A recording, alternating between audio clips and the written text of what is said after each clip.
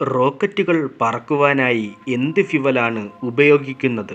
സാധാരണ വണ്ടികളിൽ പെട്രോൾ അല്ലെങ്കിൽ ഡീസലാണ് ഉപയോഗിക്കുന്നതെന്ന് നമ്മൾക്കറിയാം. എന്നാൽ ഇതിലും ശക്തമായ ഫ്യുവലാണ് റോക്കറ്റുകളിൽ ഉപയോഗിക്കുന്നത്. റോക്കറ്റ് ഫ്യുവലിനെ ലിക്വിഡ് ഫ്യുവൽ, സോളിഡ് ഫ്യുവൽ എന്നിങ്ങനെ രണ്ടായി തരംതിരിക്കാം.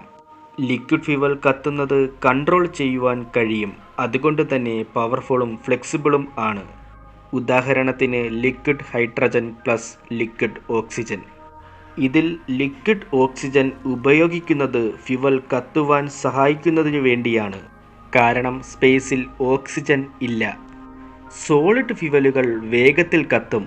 അതിനെ നിയന്ത്രിക്കുവാൻ കഴിയില്ല.